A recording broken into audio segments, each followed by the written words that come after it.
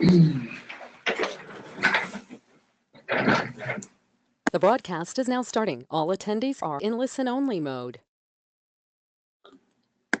Well, we're just a few minutes away from launching our webinar to win today. The topic is going to be Liberate, the Power of Persuasion. We are just thrilled to have everybody join us as we start the broadcast today. I'll do this again at the top of the hour when we actually officially begin. But I just want you to know how important you are to us at Griffin Hill and our Griffin Hill family. We're thrilled to have you be part of the Webinar to Win series. And we want to make sure that it's valuable to you in every way. And hence, if you've got questions, either before the webinar begins or throughout the course of the questions, you can just use the question section and include your question in the conversation so that I'm able to pick up your question and respond to it. I know we've already had a couple of questions come in. I'll respond to those questions. The one that I'm looking at those questions, I'm probably going to respond to those at the end, but some questions may be more timely, and we certainly would want to make sure that, okay, so we're good, that's all the good technical stuff. Good. That's why we start talking to you early here as they adjust the technical things. If you've got questions, go ahead and use those, put those questions into the question piece, and we'll try to respond to them as we get ready to start here at the top of the hour. We're just thrilled to have you with us, and it should be, this will be, it's just a wonderful topic. We love the topic of persuasion. As you know, Griffin Hill is a human and organizational performance company, and that means we do research-based work. Doing research-based work here is really important to what we do and to the benefit and result that our clients get from what we do. So we're thrilled about being able to share some of the research on persuasion, just one little snippet, one little slice as we liberate the power of persuasion today. But we're excited to share that with you. And again, your questions are welcome and gratefully received, and we'll try to respond to as many of them as possible. So we're just two minutes away from the start.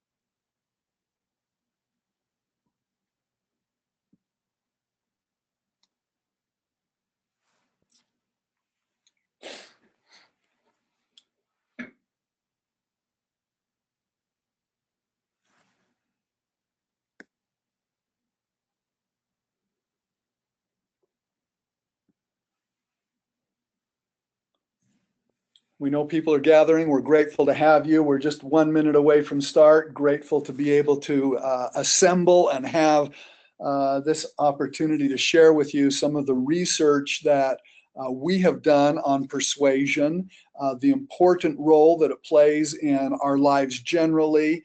And today we're going to focus on some aspects of message. We'll get to that in just a minute.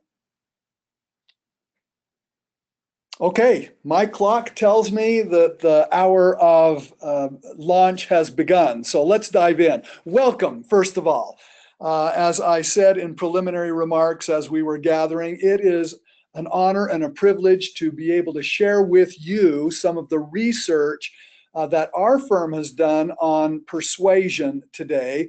As you know, Griffin Hill presents this Webinar to Win series just to be able to share ideas, thoughts, to elevate the conversation and to share important research and technology about how to improve our results.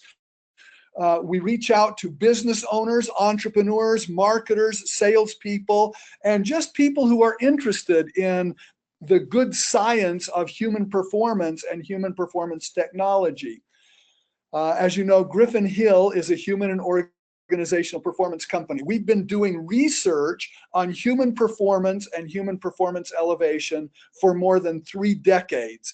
And that research helps our clients to improve the results that they get in their business lives. We had a little gathering here in our office just this past week of CEOs and sales leaders.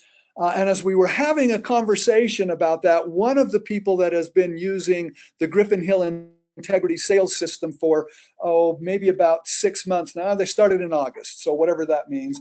Last August of 2016, indicated that their first quarter of 2017 was up 46% over the same quarter previous year, largely attributed to the contribution of the Griffin Hill Integrity Sales System. Sales having been throughout 2016 largely flat, and hence needing some intervention. So that's what we do with our clients. We help to elevate positive results, whether it be in sales or strategy or leadership or whatever desk someone occupies, to elevate the conversation and the discussion. I just have to share one more quick story to that end. I had a phone call this morning. I was working from my home office, and I had a phone call this morning from a woman who had been the CEO of a Fortune 500 company, had been engaged in with Griffin Hill. But her exposure to Griffin Hill, initial exposure, was through her spouse, who was working at a different place where Griffin Hill was an important part of the organizational culture. And she said, I know you probably get phone calls from wives all the time telling you how grateful they are at the change you influenced in the person that is most important to them, their husband, their spouse. He is a better husband. He's a better father. He's a better grandfather now because of what Griffin Hill did for him. So it was a great compliment from a woman who led a Fortune 500 company as she just called to offer gratitude and thanks for Griffin Hill. So that's what we do, and that's what we're here to do for you today, whether a Griffin Hill customer, client, or just friend or curious party. We welcome all today because it's important to us to give back to the community, to do something that will be useful and valuable, and that will also give you an opportunity to learn more about who we are and what we do in a way that's safe and inviting and worthwhile. So we invite you all to our Webinar to Win series. It is about you winning and elevating your performance and your joy and your satisfaction in life. And today we're going to be focusing on that important topic of liberate the power of persuasion. So as we launch into this webinar today, just some upfront things to be aware of. First of all, you're going to want to save the date, September 28th, 2017, for our 3rd annual SmartCon event. SmartCon is Utah's sales, marketing, and technology conference. This has just been a terrific, smashing success. If you're involved in sales or marketing or technology that serves sales and marketing, if you're a business owner or entrepreneur, SmartCon is the place to be on September 28th. It will be at Utah Valley Convention Center. You can actually get registered now. And in fact, I'm going to have our support team put up in the chat area a link so that you can actually either record the link or go there now. You can get registered today and get the very best pricing for SmartCon without any obligation to pay today. So you can get registered and you can secure that best pricing, and you won't even have to worry about paying. So this will be a safe way for you to get that done. SmartCon September 28th. Save the date, go get registered today, and just absolutely enjoy it. These are the kinds of things that we do at SmartCon. Our overall instruction track includes good research, including things like the power of persuasion, and tracks available for salespeople, tracks available for marketing people, and to be instructed by some of the best marketing minds on the face of the earth today. It's just delightful. And we also have a specific track for business owners, sales leaders, and executives. So go get registered, save the date. Let's make sure that that's a meaningful thing. Also, you can ask questions at any time during the webinar today. Just go to the questions little chat place, and you can ask questions at any time throughout. I've also received some questions in advance. I'll deal with those questions as well. So that's our launch information. So today, as we think about this notion of persuasion, we do a number of different aspects of research around persuasion. For example, we talk about two routes to persuasion. Is the central route to persuasion, making a central argument more beneficial, or is a peripheral route to persuasion better? Those are two routes to persuasion, and some great research about that. And then you can look at the basic communication model of, you've got a messenger, you've got a message, you've got a medium that carries that message, and then you need an audience. Well, that's just the simplest model of communicating right there. A messenger or a sender, a message. You could also talk about mechanisms of encoding or decoding, but the medium of exchange to carry that message, and then the audience. Well, in addition to those 5 different research pieces on persuasion, we also have one of my favorites is microscopic decision making and subatomic persuasion. So that persuasion that happens so far below the perceptible level that people aren't even aware of it, and yet the way that it impacts choice, decision, and action is quite profound. Also important in the whole notion, the whole discussion of persuasion, is the Griffin Hill Integrity Sales System.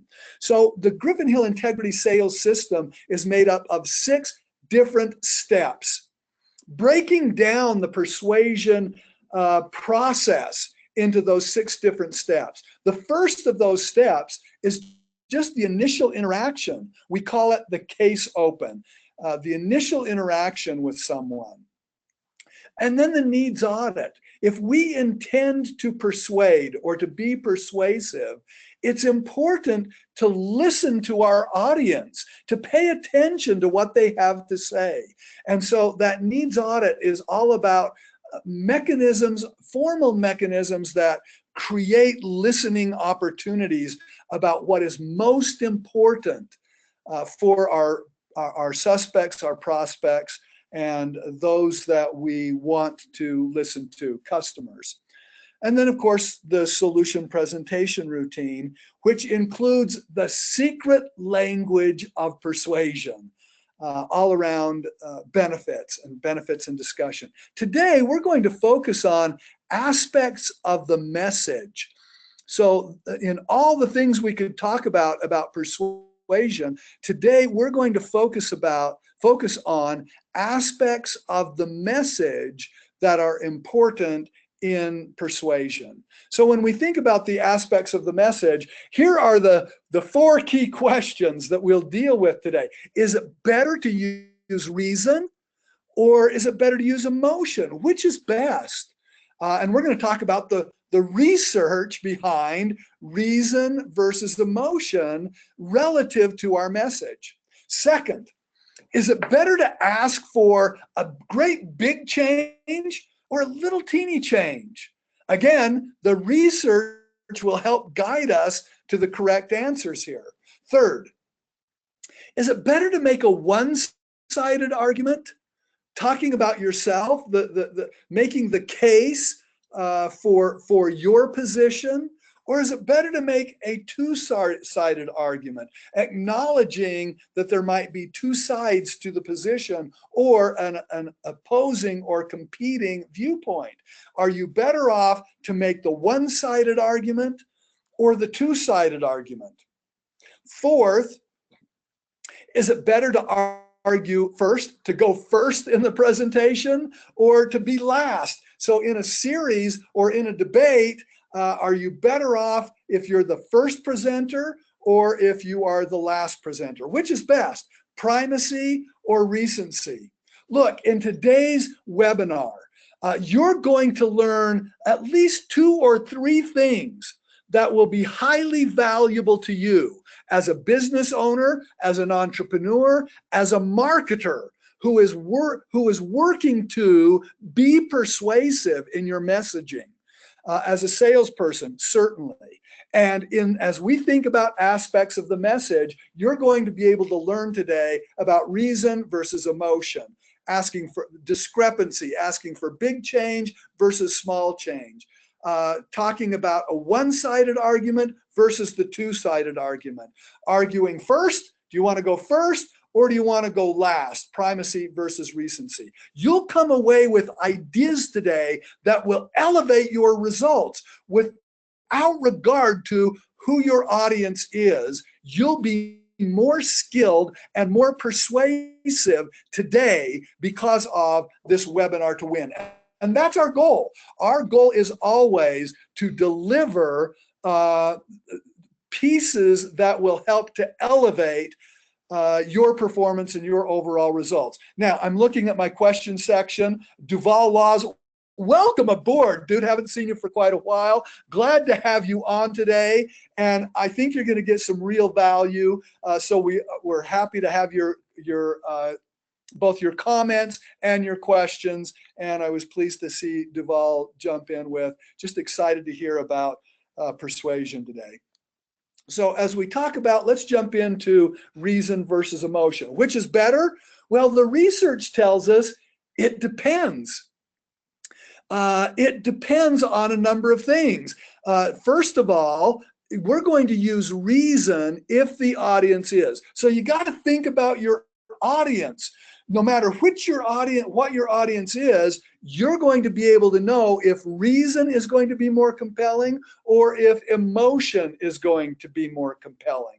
And I will just tell you that the research tells us it depends. If your audience perceives themselves to be highly educated, highly intellectual, or highly analytical, then they will expect a reasoned argument. You must use facts, science, and reason if you're speaking to an audience who perceives themselves to be highly educated, highly intellectual, or highly analytical. On the other hand, if the audience doesn't consider themselves to be highly academic, or intellectual, or analytical, then emotional arguments will be more valuable to them. They will appreciate them more. The truth is, both reason and emotion count, and they count to both audiences. It's just simply that you will want to emphasize the reason, the science, the facts, the statistics, when you're dealing with an audience that perceives themselves to be highly educated, intellectual, and analytical. On the other hand, if they don't perceive themselves that way, even when you use the science and the statistics and the research, you will want to make sure you're using emotional arguments. An important notion about emotion, even if they are highly educated and academic, intellectual, or analytical, emotion still counts. For example, good mood elevates the likelihood of being persuaded. If somebody is in a foul mood, they're more likely, statistically more likely to be contrarian. They will push back rather than listen and absorb and learn. So it's important for you to do things that elevate mood. You can elevate mood using music. You can elevate mood using food and drink. You can elevate mood by appropriate positive greetings. Good mood, emotion counts in persuasion, no matter who the audience is. Now, here's another important part of the research. Fear is actually more motivating. So the alleviation of pain or danger is more motivating as a benefit than the positive sides of the benefit. For example, here's what the research tells us. Smokers are more likely to quit when they are told they would die rather than when they are told they will live longer. Here's the research. When the researchers said, you will live longer if you quit smoking, patients were only 8% likely to quit smoking. 8% of patients quit smoking. On the other hand, if physicians told patients, you're going to die if you don't stop smoking, then 30% of patients quit smoking. So fear, we're talking again about motivation, fear is a significant motivator. Now we're going to come to some cautionary tales about fear as well. But fear is an important motivator. Here's the other part. Vivid fear is even more effective. So you think about stop smoking campaigns as they run today, and you'll see children who are in fear of losing a parent that is smoking, a child who is worrying about a dying mother in bed, a child who is distraught because their parent has lost their hair and can't get out of bed and is dying. You see arteries cut open and the visual display of the arterial bleed as a result of smoking. When you can make the result vivid, when it becomes so stark, then it makes fear even more effective. Here's the next point. When you use vivid fear and then give an escape route, here's how you can escape that pain or the likelihood of your death or the likelihood of imposing upon your child the worry or the pain or the anxiety about your premature death. Stop smoking. Then it even becomes more effective. So which is better, reason versus emotion? Both are important. Emphasize reason, statistics, facts, research when you have an audience that perceive themselves to be intellectual, academic, or really engaged in the thought process. Now, here's the thought about fear. Let's avoid fear mongering. It lacks integrity. It lacks dignity. So let's just not go there. The Nazi propaganda machine was a perfect example of fear mongering that lacked integrity and lacked dignity and honesty. They would say in their propaganda machine, they would pass out flyers that said, Jewish restaurateurs, grind up rats and put them in your food. Here is a list of restaurants to avoid. They are Jewish-owned restaurants. So again, they would use fear. Who wants to have ground up rats in their food? They make it vivid. They grind it up and they make hash and they feed it to you. And it's disease-ridden and it's dangerous. And then escape path. So you can avoid all of that by avoiding this set of restaurants. They would say, here are a set of Jewish men will rape your wives.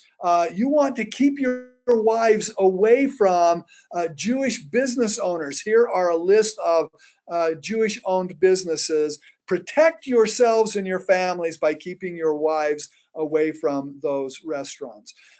Certain businesses are dishonest and disreputable. They are Jewish-owned. They will steal from you. That's what the Nazi propaganda machine was all about. And it was effective at using the research about fear. But you can note that it's effective only for a season when used without integrity, when used without dignity, when used in a way that debases humanity. It's only effective for a short period of time, afterward to have disastrous effects. So that's what we talk about in the integrity sales system. Use integrity, use honesty, use goodwill that elevates humanity to a higher level rather than debases. Okay, well, we can go from there to the next elements. We talked about, okay, what's better? Do you want to make, do you want to ask for in your persuasion big change or just a little change? Which is better? Which is most effective? Well, again, as you can guess from the research, it depends. When you have high credibility, when you are the experience, the subject matter expert by virtue of your experience and expertise, when you are highly trustworthy, then you can ask for big change. And in fact, it will be more effective for you to ask for a big change than if you were to ask for a little change.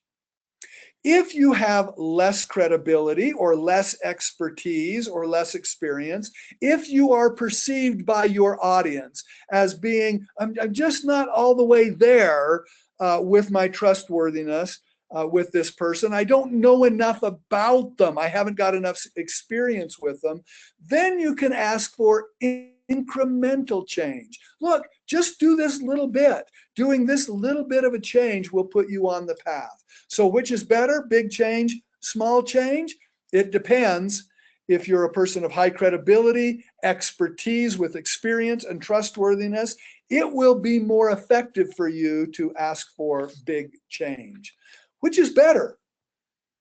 To ask for, to make a one-sided argument, sharing your own position, or a two-sided argument? And you could guess again from the research, it depends. You want to use a one-sided argument if your audience is already predisposed to your argument. If you are a political progressive speaking to a group of Democrats, you want to stick with a one-sided argument. If you are a conservative speaking to a group of Republicans, you want to stick with a one-sided argument. They are predisposed to that message. It's what they want to hear, and it will be more effective with them. If you are a progressive speaking to a group of Democrats and you're talking about this is the argument of the conservatives, that audience will be turned off by your presentation and less inclined to listen to and embrace your message. So if your audience is already predisposed to your position or to your argument, you will be more effective to make a one-sided argument. If the audience would be confused by a two-sided argument, why is he even bringing that up? I don't care about it. It's not meaningful to me. I'm not sure what he's trying to get at. Is he arguing that that's important or good? Is she trying to tell me that that's what I should do?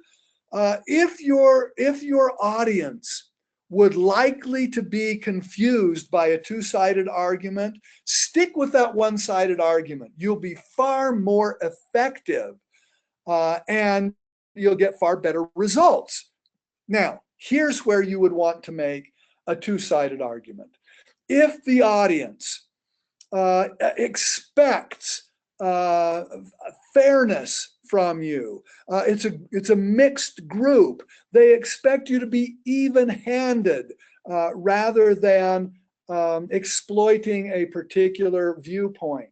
Then you're going to be more effective by making a two-sided argument. If it is likely that that audience is going to be exposed to the opposing viewpoint, then you're going to be more likely to be effective using the two-sided argument. So in other words, if there are a series of speakers and you're speaking now, but soon they will hear from somebody with an opposing or competing viewpoint, you want to preempt that by using the two-sided argument. And in fact, you want to preempt it by going on the offensive.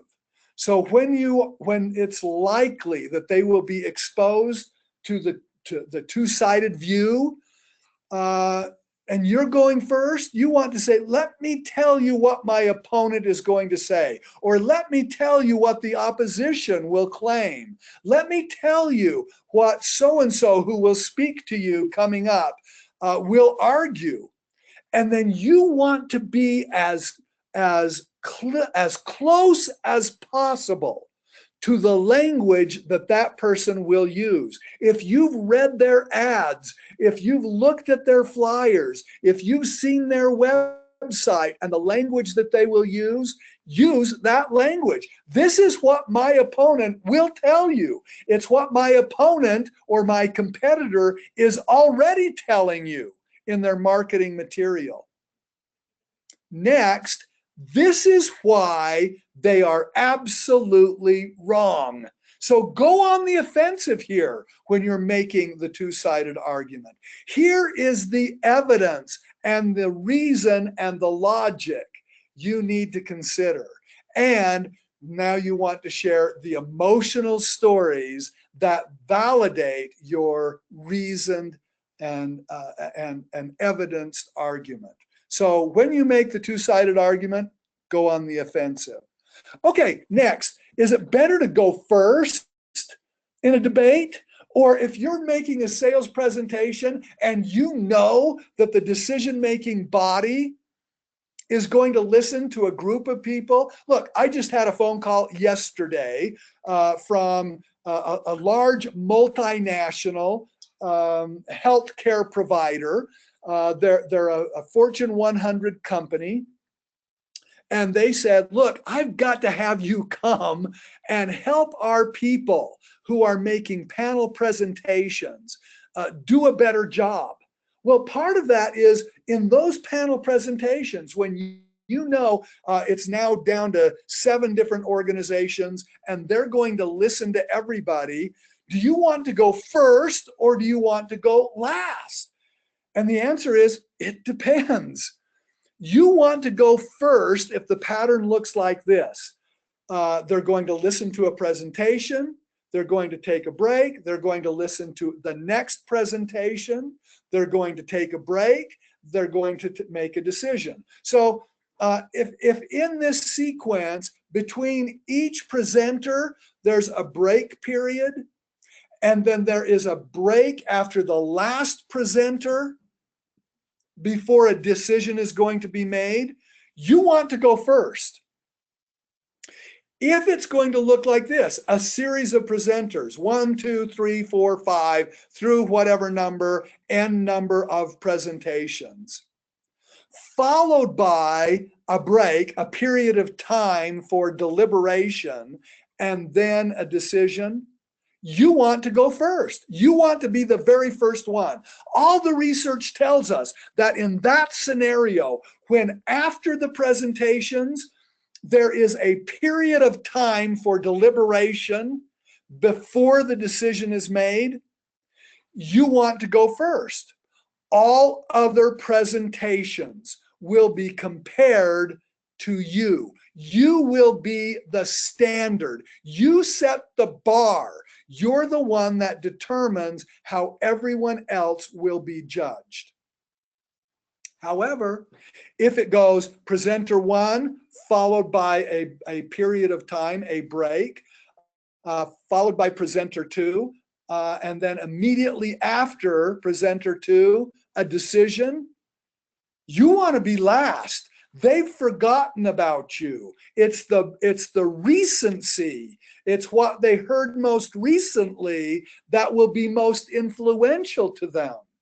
It's what they just heard that will influence the decision. So you want to be last in that case.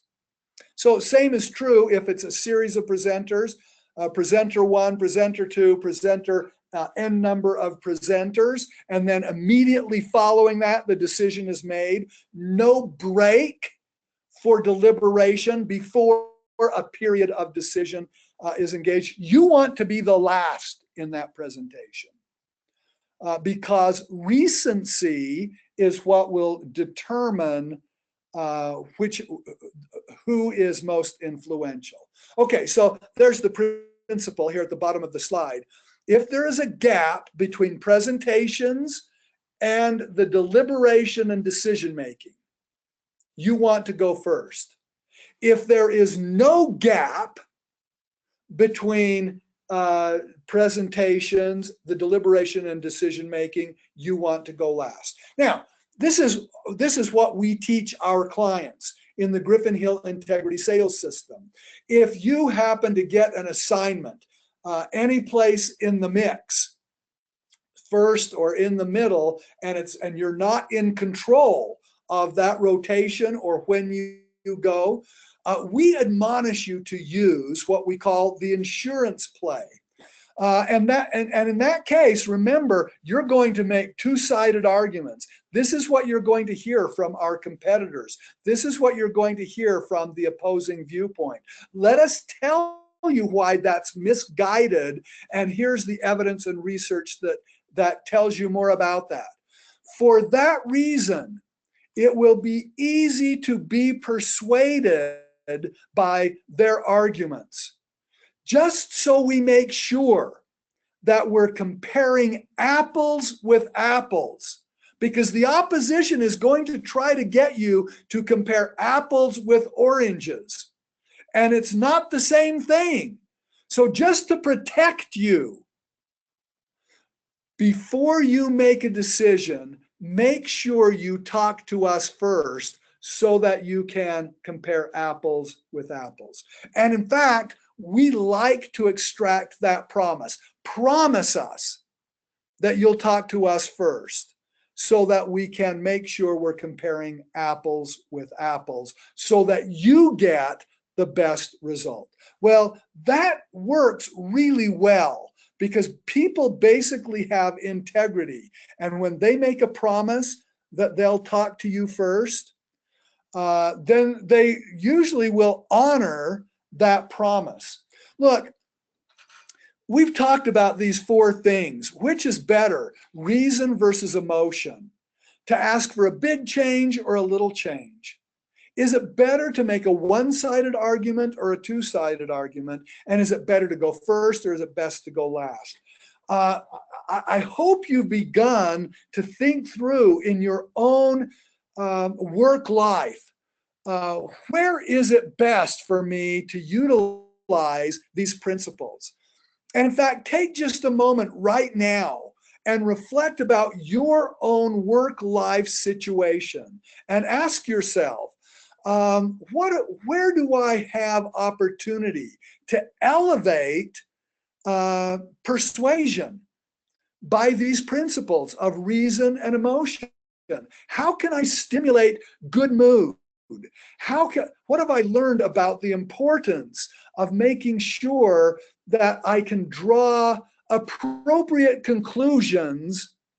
If this condition persists, it is likely that you will experience what other people in this condition have experienced, and that is destruction, or disaster. Let us help you by getting you on the right road. Where is it appropriate to use fear? Simply by talking about likely natural conclusions, likely natural results of the path that somebody is on. Asking for big change, little change, or going first or last. Take just a moment and reflect and write. What are 2 or 3 things that you have learned from this conversation, this discussion about the power of persuasion around aspects of the message and the delivery of that message? Write 3 or 4 things that have been important to you, and then give yourself an action item. Now, we've got questions. So also, if you've got questions here, jump in with your question. This question comes from Barry Pappenfuss. Barry, great to have you on today. You know, I loved being at your conference a few years ago in Las Vegas and participating with your team. I know that you have an important and a little bit different role today, but man, I just loved being with you and meeting with you. At that time, found you to be just a great talent and a guy with terrific insight. Barry asks this. Okay, so what are then the top 3 ways to persuade someone who has already decided to say no? Barry, this is just such a great question. I love that you ask it. Number 1, inside the Griffin Hill Integrity Sales System, we talk about the overcoming the objections routine. So this is a play set or a full-bodied mechanism to deal with someone who says, no, I think I'll take a pass, and how to walk your way through to understand, is this a complicated objection? Or is this a simple objection? What route to persuasion do I need to take here to understand? And in fact, I would say this would be a give that I would have for you all today, for anyone who is interested in more information about the overcoming the objection routine and how to use it. We'll be happy to get you either the play set or you know, I don't know what our team has available in terms of a past webinar or maybe a blog. We'll get you something. If you want something on the overcoming the objection routine, just email support@griffinhill.com. support@griffinhill.com, and we'll get you that overcoming the objection routine. It's powerful, it's compelling, and it does its job. So the number 1 way, Barry, to persuade someone who has already decided to say no is embodied in that overcoming the objection routine in the Griffin Hill Integrity Sales System. The second good way, another great way to help persuade someone who has decided to say no, is engaging in what we call the needs audit routine. Organized questions. Help me to, look, it makes perfect sense to me that we call this and it's embedded in the overcoming the objection routine. So the very first thing that you have to do is disarm that no. When they tell you, oh, I think I'll take a pass. So if Barry, I asked you for a commitment and you said, Scott, I think I'm going to take a pass on that right now, but thank you very much. Then the first thing that you want to do is disengage the contention. They're expecting contention. So you've got to disengage that. And you disengage that doing what we call this little play that I call verbal judo validation. Disengage the contention by saying, look, Barry, it makes perfect sense to me that you want to make the best decision possible here. Help me to understand your thought process about saying you're not ready to go forward right now. And now we're engaged in what we call needs audit, listening. Listen to them. Rather than argue with them, listen to them. Seek understanding. That's number 2. Seek understanding. Using that little technique of the verbal judo validation. Look, it makes perfect sense to me. You want to get the best bang for your buck. Help me to understand the value proposition that you're looking for. Now you're into listening. Third, the next best way to persuade someone who has already decided to say no is the benefit. It's likely that they don't understand what's in it for them. It's likely that they don't understand the magnitude of the benefit, or that the benefit has not yet reached a magnitude that demonstrates real value to them. So making sure that they're clear about the benefit and that the benefit is sizable enough. So for example, here's my offer of the Overcoming the Objection routine, a free consultation. In fact, I'll make it that way, a free consultation around the Overcoming the Objection routine. We'll be happy to come and train your team in the Overcoming the Objection routine. No cost. It's just part of our desire to give back to you. If you want to, anyone in attendance wants to register your team for a free consultation on the Overcoming the Objection routine, email us at support@griffinhill.com and say, hey, I want the free training on Overcoming the Objection routine. Why? Because it will make you more persuasive without being contentious. That's what the Overcoming the Objection routine it does. It makes you more persuasive without being contentious. And when you do that, if you win one more deal, if you are able to preserve a customer who has been unhappy with you, that will be huge. And so I hope that's a sizable enough benefit to you that you will say, look, if I could win one more deal, or if I could preserve a customer because I understand the Overcoming the Objection routine, what would that be worth to me? How valuable would that be to me in terms of winning one more deal or preserving even one more client? Third, or fourth. So Barry, you asked for 3. This is your baker's trio because you're going to get a fourth.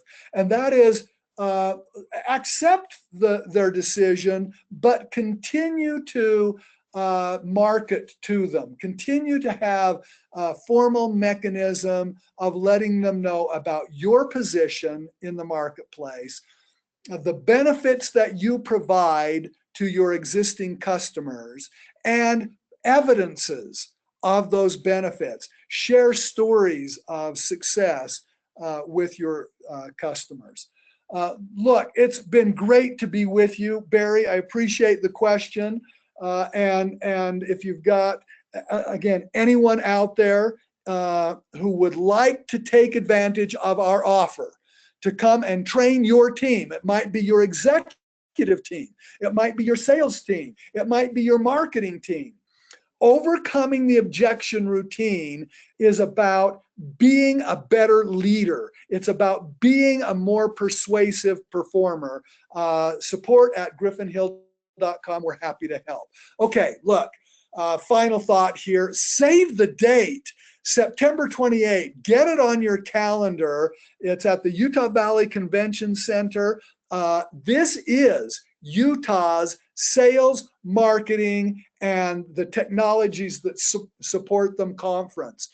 If you are a business leader, you know that sales and marketing are the keys to elevate your competitive differentiation in the marketplace. You've got to be here. If you're in sales, you got to be here. If you are a marketer, you just got to be here and learn about the technologies that are available to support your sales and marketing efforts. Always great to be with you in this Webinar to Win series. We hope that it's provided valuable resources, information, and knowledge to you. That's our purpose.